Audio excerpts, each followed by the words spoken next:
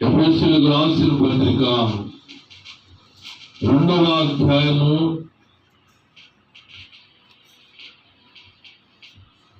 8వ వచనములో ఒక మాట రాయబడింది. ఏమని రాయబడిందంటే, యేసుక్రీస్తునందు ఆయన చేసిన సరే మీరు విశ్వాసం ద్వారా కృపచేతనే రక్షించబడి ఉన్నారు.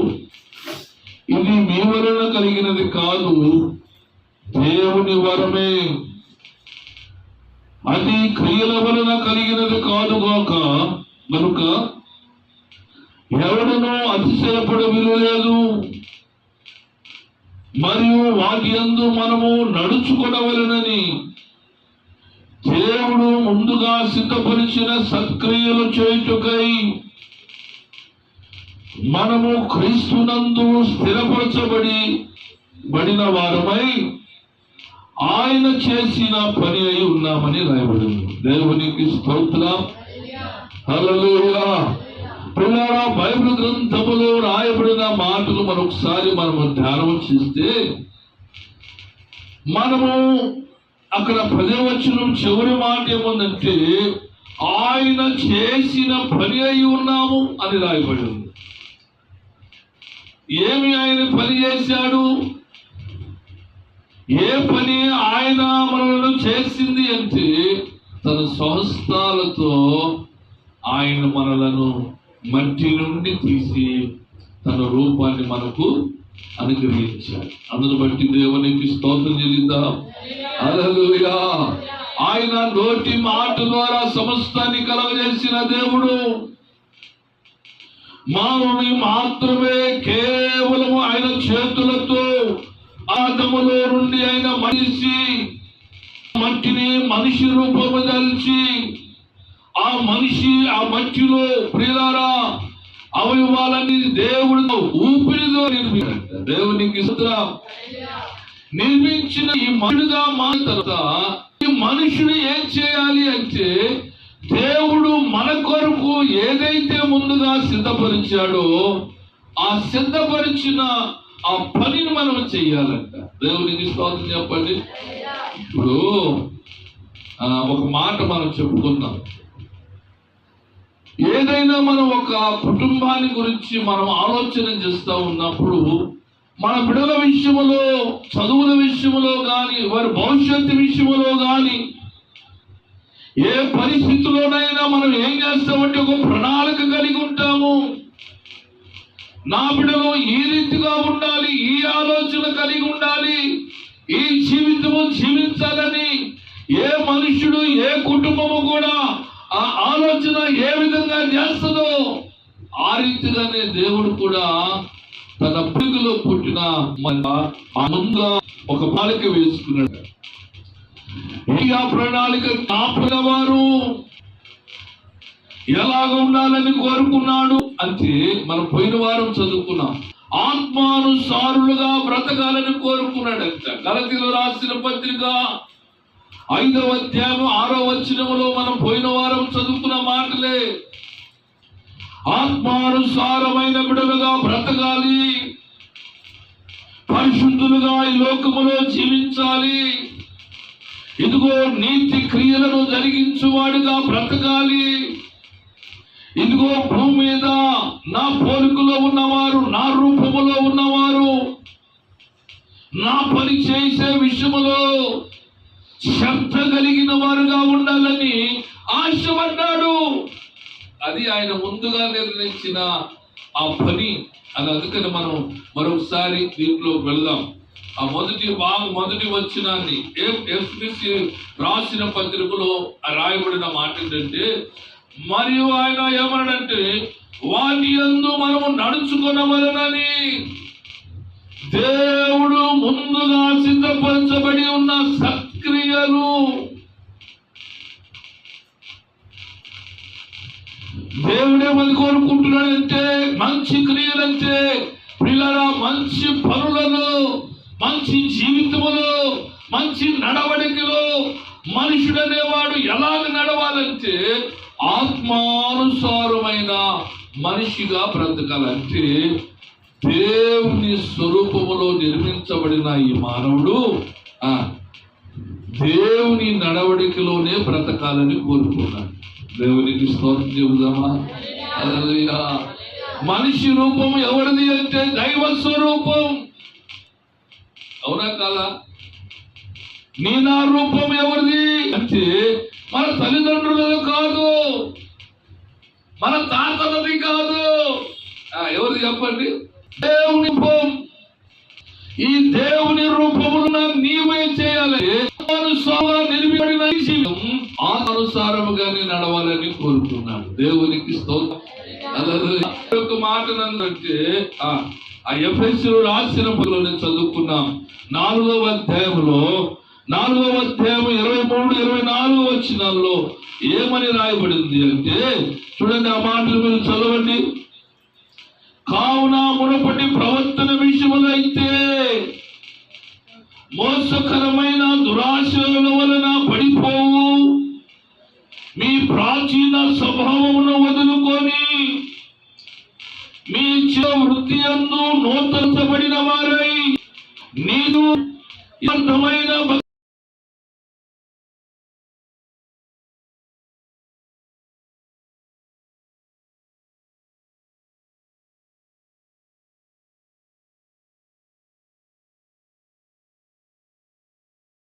కాదు. దేవుడు ఒక మనిషి కాడు. ఆయన ఎవరంటే రూపము లేనివాడు. చప్పుడు కొడుతూ దేవుడు కనపడదామా? హల్లెలూయా. ఆయన రూపము లేనివాడు, ఆయన ఆత్మస్వరూపి.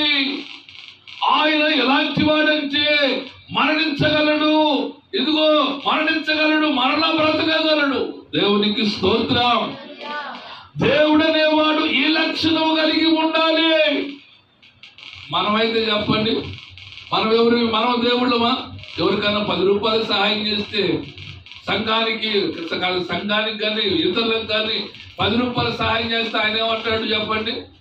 సహాయం తీసుకున్నవాడు, అయ్యా దేవుడిలాగా వచ్చావయ్యా, దేవుడిలాగా సహాయం చేసావు అంటే, సహాయం చేసిన వెంటనే మనమేమో అయిపోయాము, దేవుళ్ళం అయిపోయాము. కానీ మనము దేవుళ్ళమే, కానీ చనిపోతాము. కానీ మరలా తిరిగి బ్రతుకు ఉందా? మనుషుడికి ఉందా? లేదు. కానీ దేవునికి ఉంది. దేవుడు అనేవాడు ఎలాంటి వాడంటే ఆయన పుట్టుడు, చెప్పండి, పుట్టగలడు, చనిపోడు, సమస్తాన్ని నిర్మాణం చేయగలిగిన వాడు. ఇది స్తోత్రం జమా. హల్లెలూయా. ఆయన పోలికలో ఎంచుకున్నాడు. ఎలా చేస్తున్నాడు అంటే, ఇదిగో భూలోకములో మీరు ఈ లోకములోకి వచ్చినప్పుడు శరీరానుసారముగా మీరు జీవించకూడదు. శరీర కార్యాలను బట్టి అంటే మీ శరీర మనస్సును బట్టి మీరు నడవకూడదు. ఎలాగ నడిచే, ఇదిగో నేను నా రక్తము చిందించకు మీరు ఎలాగ నడిచారంట ఆ వచనాల్లోనే. అయితే చూడండి, అక్కడ రాస్తాడు ఏమని అన్నారంట, 22వ వచనంలో ఏముంది? కావున మునుపటి ప్రవర్తన విషయములో ఆ విషయమైతే మోసకరమైన దురాశల వలన చెడిపోయిన వారమంట. మానవులందరూ ఏమైపోయారు? చెడిపోయిన స్వభావం మానవులో ప్రవేశించడం ద్వారా ఈ శరీరము కూడా ఏమైపోయిందంటే, ఆత్మానుసారమైన ఈ శరీరము మనిషి శరీరముగా అంటే ఈ లోక సంబంధమైన మనస్సు ద్వారా మట్టి శరీరముగా మార్చబడింది. దేవునికి స్తోత్రం చెబుదామా? హల్లెలూయా. ఈ శరీరము మట్టి శరీరముగా ఉండటానికి కొరకు దేవుడు నిర్మించలేదు. దేవుడు ఎవరు నిర్మించాడంటే ఆయన పోలికలోకి నిర్మించాడు. దేవునికి స్తోత్రం చెబుదామా? హల్లెలూయా. ఆయన పోలికలో నిర్మించబడిన మనము కూడా ఎలా ఉండాలని కోరుకున్నాడంటే ఆత్మానుసారముగా జీవించాలి. ఆత్మానుసారం అంటే ఈ లోక సంబంధమైన చెడిపోయిన ప్రవర్తనల అన్ని విషయాల్లో మనము దూరముగా ఉండాలి. ఏ ప్రవర్తన మన దేహాన్ని ఆత్మను పెంచుతుందో, తలంపు దేహ మనసు చేస్తుందో, ఈ మనస్సును మనం ఏం చేయాలి? లోకాన్ని దూరం చేయాలి. మనము పరిశుద్ధులుగా, నీతిమంతులుగాను, యథార్థవంతులుగా బ్రతికి ఆయన పోలికలోకి మనం రావాలని దేవుడు కోరుకుంటున్నాడు. దేవునికి స్తోత్రం. మనం ఏమని కోరుకుంటున్నాడే, ఏమని కోరుకుంటే యథాభక్తి గల వారమై నవీన స్వభావం. అమీన అంటే అర్థం ఏంటి? అంటే అమ్మాయి పేరు అబ్బాయి పేరు ఉంటారు. నవీన అంటే అమ్మాయి పేరు ఏమో చక్కగా అధికారంగా ఉంటుంది ఉంటారు. నవీన అంటే అమ్మాయి పేరు స్వభావం. దాని భాషలో నూతనమైన అని అర్థం. చెప్పండి, నవీన అంటే ఏమర్థం వస్తుంది తెలుసు? క్రొత్తగా మించిన వారి బిడ్డ వల్లే ఉండాలంట. చప్పుడు కొడుతూ దేవుని కనపడతామా? ఇప్పుడు మనం క్రొత్తగా కనబడతాం. ఎప్పుడు చెప్పండి? క్రొత్తగా కనబడతామేమో. చక్కటి వస్త్రాలు వేసుకున్నాం అనుకో, స్పెషల్ గా కొత్తగా ఒక రకంగా కనబడుతున్నాం అంటారు. మామూలుగా డ్రెస్ వేసుకుని మామూలుగా తిరుగుతున్నాం అనుకోండి, కామన్ గా చూస్తారు. స్పెషల్ డ్రెస్ వేసుకున్న రోజున, స్పెషల్ డే రోజున ఒక కొత్తదనముగా మనం కనబడుతాం. దేవుడు కూడా ఏమని కోరుకుంటున్నాడంటే, ఈ లోక సంబంధమైన జీవితాన్ని దూరపరుచుకొని ఆత్మానుసారమైన జీవితం ఎలా ఉండాలంటే, నీవు దేవుని మందిరంలోకి వస్తున్నప్పుడు, దేవుని సన్నిధికి నువ్వు నడుస్తున్నప్పుడు, దేవునితో నువ్వు సహవాసం చేస్తున్నప్పుడు, నువ్వు ప్రార్థన చేస్తున్నావు కనుక నువ్వు ఎలా ఉండాలని కోరుకుంటున్నాడు? క్రొత్త వ్యక్తిగా కనపడాలి. తప్పుడు కొడుతూ దేవుని కనపడదాం. హల్లెలూయా. పాత మనిషివి కావు. పాత వ్యక్తిగా మాట్లాడకూడదు. పాత వ్యక్తిగా నీ జీవితాన్ని కొనసాగించకూడదు. ఎందుకని? నువ్వు దేవుని మందిరానికి వస్తున్నావు. దేవుని సన్నిధిలో నువ్వు ఎక్కడైనా ప్రార్థన చేసుకుని తల వంచుకొని ప్రార్థన చేస్తున్నావంటే అర్థం ఏంటంటే, నువ్వు దేవుని బిడ్డవు గనుక, దేవుని పోలికలో నువ్వు ఉన్నావు గనుక, నీవు కూడా ఎలా ఉండాలంటే ఒక క్రొత్త వ్యక్తిగా జనానికి కనబడాలి. అబ్బే మనం అంటాం. చెప్పండి, చాలా మంది ఏమంటారు? ఇది ఎదిగిందే కానీ జ్ఞానం ఆంబోసి నిద్దులాగా తిరుగుతున్నాడు కానీ వీడికి బుద్ధి జ్ఞానం అసలు లేనే లేదు. చిన్న పెద్ద మర్యాద అసలు లేదు. ఎదగడానికి వయసు రావచ్చు కాదు కానీ నీ ఆత్మసంధమైన జ్ఞానం ఎదలి. అందుకని బలందములో దేవుడు ఏమని కోరుకుంటున్నాడంటే, ఎందుకు నిన్న పోయిన వారం చెప్తా ఉన్నానంటే, దేవుడు మరొకసారి ఆ మాటను జ్ఞాపకం చేయమని మనసు ప్రేరేపించి, అందుకుని బట్టి మరలా ఉన్నాయి. కనుక మన జీవితంలో మనం ఎలాగ బ్రతకాలి అంటే, చూడండి, దేవుని పని విషయంలో కూడా మనం ఎలాగ ఉండాలి అంటే, 2వ కొరింథీ పత్రిక 9వ అధ్యాయము, 2వ కొరింథీ పత్రిక 9వ అధ్యాయము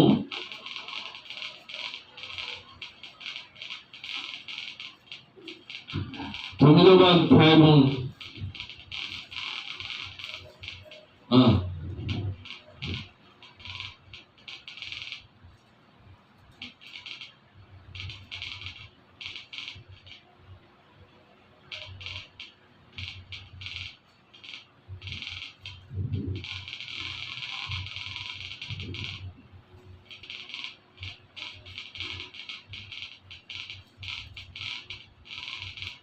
13వ వచనం చదవండి. 9వ అధ్యాయము 13వ వచనం. ఎలాగనగా క్రీస్తు సువార్తను అంగీకరించమని ఒప్పుకొనుట యందు మీరు విధేయులైనందు చేతను వారి విషయమును అందరి విషయమును ఇంత ఔదార్యముగా ధర్మము చేసినందును చేతను ఈ పరిచర్య మూలముగా మీ యోగ్యత కనబడినందున చదువు 14 కూడా చదువు. మరియు మీ ఎడల దేవుడు కనబరిచిన అధికమైన కృప చూచి వారి నిమిత్తము మీ నిమిత్తమై ప్రార్థన చేయించు మిమ్మల్ని చూడవలనని ఎక్కువ కోరిక గలవారై ఉన్నారంట. దేవునికి స్తోత్రం చెబుదామా? హల్లెలూయా.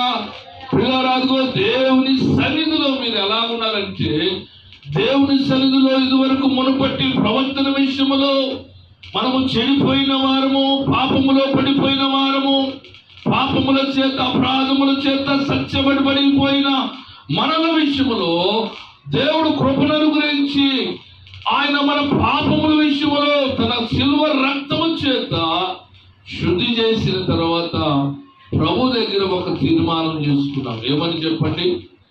ప్రభు పనిలో నమ్మకస్తుడుగా ఉంటానని కదా ప్రమాణం చేశాం. ఎప్పుడు చెప్పు? మీరు పెళ్లిలో ప్రమాణం చేశారు, మరలా రెండోసారి వారికి ప్రమాణం చేశారు. ఎక్కడ చెప్పండి? పాస్టర్ గారి ఎదుట, సంఘం ఎదుట, చెప్పండి, దేవుని ఎదుట పారుతున్న నీటి కాలువ దగ్గర మీరు ప్రమాణం చేశారు. దేవునికి స్తోత్రం చెప్పండి. హల్లెలూయా. ఏమని ప్రమాణం చేశారు అంటే, దేవుని పని విషయంలో మేము నమ్మకముగా ఉంటాము, దేవుని యందు మేము భయభక్తులు కలిగి నడుస్తామని మీరు ఏదైతే చేశారో అది మీరు జరిగిస్తున్న పరిచర్య ధర్మమును బట్టి మాసిదోనియ సంఘం వారంట మిమ్మల్ని చూడాలని ఆయన వారందరూ కూడా ఎక్కువగా ఆశతో ఎదురు చూస్తున్నారని పౌలు కొరింథీ సంఘానికి రాస్తూ ఆ మాట చెప్తా ఉన్నాడు.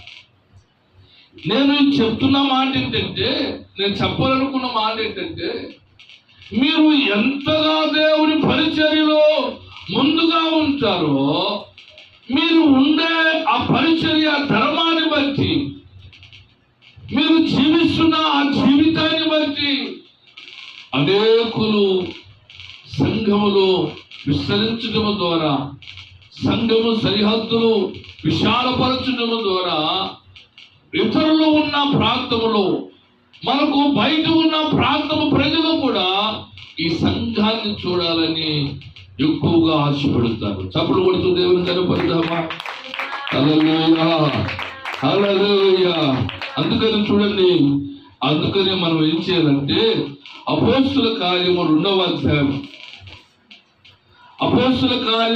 అధ్యాయములో మనం ఒక మాట చదువుకొని ముగించుకుందాం. 2వ అధ్యాయము 41వ వచనం చదవండి. అపోస్తుల కార్యము 2వ అధ్యాయము. కాబట్టి అతని వాక్యము అంగీకరించిన వారు బాప్తిస్మము పొందిరి. ఆ దినమందు ఎందుకంటే అది చెప్పండి, మీరు పరిచర్య ధర్మము జరిగించడం ద్వారా దేవుడు తన సేవకులు నిలబెట్టుకొని వాక్యము బోధించడం ద్వారా మీరు జరిగిస్తున్న పరిచర్య ధర్మముల ప్రకారము విన్న వాక్యము, ఆ వాక్యము చేత అనేకులను మీరు ఏం చేయాలంట? దేవుని వైపు మళ్లించే సాధనాలుగా ఉండాలి. దేవునికి స్తోత్రం చెల్లిద్దాం. హల్లెలూయా, హల్లెలూయా.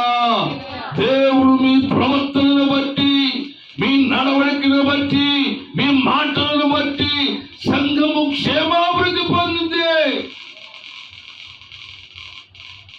మీరు నడవలేదనుకోండి, సంఘము కూడా మీ వలన చెప్పండి ఏమైపోద్ది? అపకీర్తి కలిగింది. ఎందుకని ఆ సంఘానికి వెళ్ళే వాళ్ళందరూ కూడా అలాంటి వాళ్ళేరా అనుకోకూడదు. సంఘంలో ఎలా ఉండాలి అంటే ఆత్మానుసారమైన వృత్తులుగా బ్రతుకుదుగాక. దేవునికి స్తోత్రం. దేవుని ఎదుటి చేసిన ప్రమాణము, ఆ ప్రమాణము మనం మరణము వరకు నమ్మకముగా ఉందుముగాక. ఏమని చేసే చెప్పండి? దేవుని నీతిని జరిగించే విషయములో, ఆత్మానుసారముగా బ్రతికే విషయములో, కుడికైనను ఎడమకైనను, బాధలోను కష్టములోను, దుఃఖములో, అవమానాల మధ్యలో, దరిద్రతలో, పెను తుఫాను వంటి పరిస్థితులే కలిగినప్పటికీ కూడా నేను సంఘాన్ని విడిచి వెళ్ళనని చేసిన ప్రమాణం. చూడండి, భార్య భర్తలుగా సిద్ధపరచబోతున్న దినాల్లో ఆ క్షణంలో పాస్టర్ గారు వాళ్ళిద్దరిని ప్రమాణం చేపిస్తారు. ఏమని ప్రమాణం చేస్తారు చెప్పండి? ఏమని చెప్పండి? కష్టములో, బాధలో, దుఃఖములో, వేదనలో, అనారోగ్య పరిస్థితులే కానీ ఏ పరిస్థితుల్లోనైనా నేను నిన్ను విడిచి ఏంటంటే వేరొకరిని వెళ్ళక బ్రతికినంత కాలము నీతోనే కాపురము చేస్తున్నాను. బ్రతుకుతానని మాట ప్రమాణం చేయం. ఏమని చేస్తాను చెప్పండి? కాపురము చేస్తానని ప్రమాణం చేస్తా.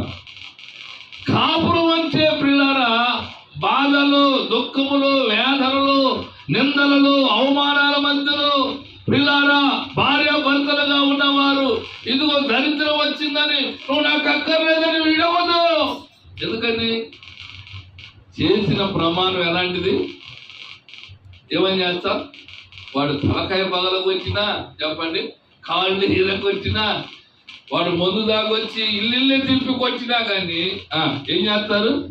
సచ్చినోడు వాడు మందు తాగితేనమ్మా మమ్మల్ని ఎప్పుడు చేస్తాడమ్మా, మందు తాగకపోతే బాగుంటాడు, మాకు బాగా అన్ని చూస్తాడమ్మా. ఈ సచ్చినోడు తాగడం మొదలు పెట్టాడు, మా బ్రతుకులన్నీ ఇంటికి తిరగటం పరిగెత్తడం అవుతుందమ్మా అంటున్నాం. వాడు ఆగిన తర్వాత వాడితో మాట్లాడతావా? వాడిని వద్దంటావా? వద్దనలేదు. ఎందుకని? ఎవరు చెప్పండి? ప్రేమ కలిగిన వాడుగా ఉంటాడు. చప్పట్లు కొట్టండి. అందుకనే భార్య భర్తల బంధం ఎలాంటిదంటే చెప్పండి, ఎలాంటిది? నువ్వు సచ్చేంత వరకు ఆయనతోనే కాపురం చేయాలి. బ్రతికినంత కాలం వాడు నీతోనే కాపురం. అంటే బిడలు కలిగిన తర్వాత కలిగినా కలగకపోయినా వారి సహజీవనం ఎవరితోనే? వారితోనే. దేవునికి స్తోత్రం. నీవు నేను కూడా ఎలాంటి వారమంటే కూర్చున్నా నీవైనా మాట్లాడుతున్నా నేనైనా ఆయన వధువు సంఘముగా వధువుగా నేను సిద్ధపరచబడాలి.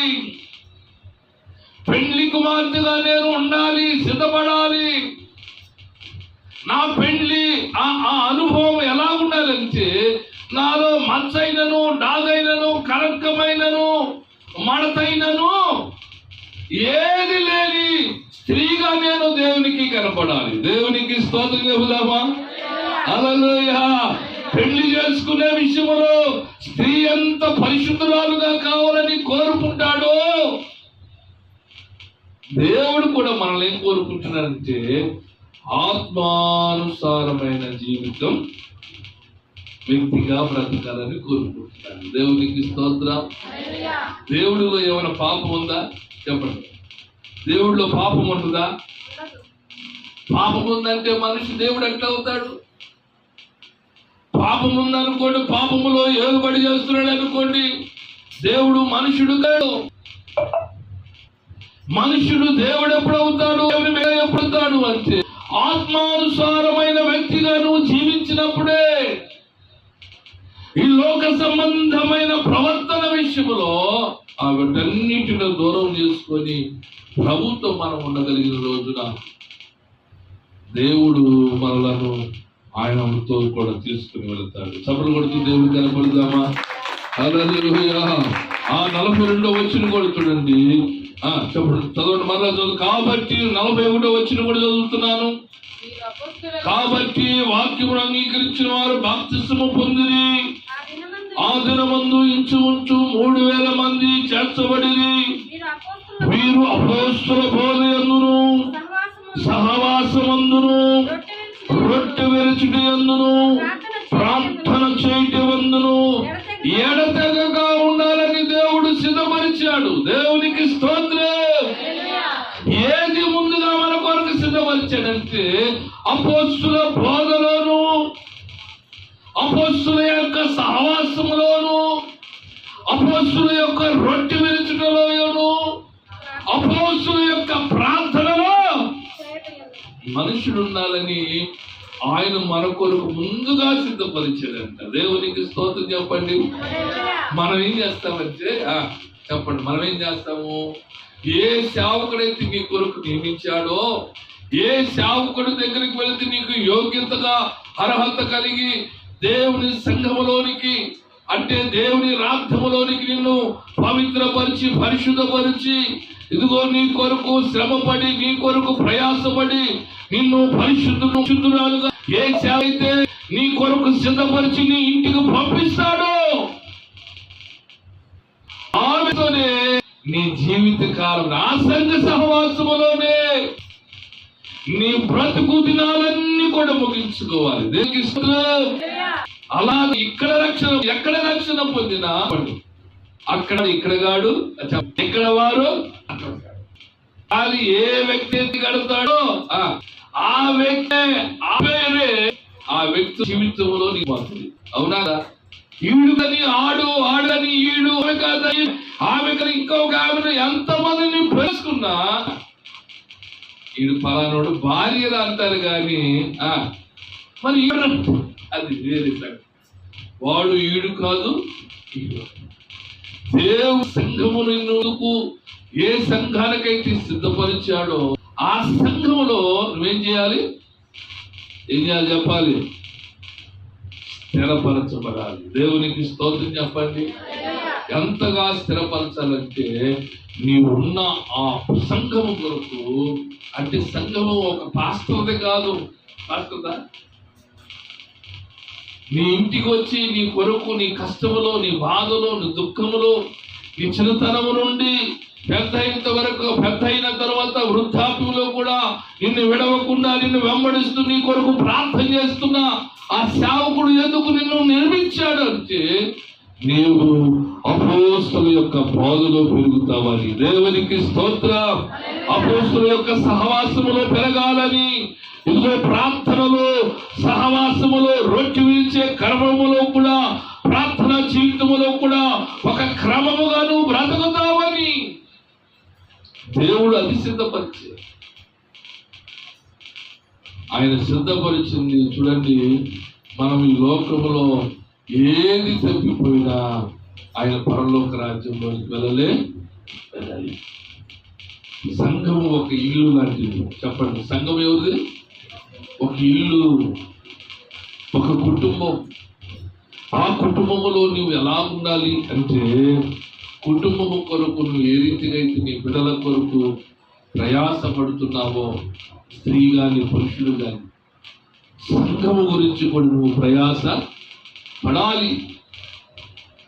నువ్వు 4 రోజులు వేరే చోటకి వెళ్ళవచ్చు, 4 రోజులు ఆ ఊరికి వెళ్ళవచ్చు, 4 రోజులు వేరే ఊరు వెళ్ళినా, నువ్వు ఎక్కడ వెళ్ళినా ఈ సంఘము కొరకు నువ్వు ప్రార్థన చేయాలి. దేవునికి స్తోత్రం చెప్పండి. ఎందుకు అంటే సంఘము నీకు దేవుడు ఊరకని అప్పగించాడు. ఒక సేవకుడు నీ ఇంటికి వచ్చి నీ కొరకు ప్రార్థన చేస్తున్నాడంటే ఒక దైవ ప్రణాళిక. దేవునికి స్తోత్ర. ఆ దైవ ప్రణాళికలో ఉన్న సేవకుడు మాత్రమే. చాలా మంది పలకరిస్తుంటారు, వెళుతుంటారు, వస్తూ ఉంటారు, వెళుతుంటారు. వాళ్ళు ఎవరు నీ వెనక కడ వరకు ఉండనే ఉన్నారు. ఏ వ్యక్తి అయితే నేను సిద్ధపరచో, ఏదైతే కుటుంబానికి సిద్ధపడాడో ఆ వ్యక్తితోనే అదే చివరి వరకు. దేవునికి స్తోత్రం. హల్లెలూయా. మనము నవీన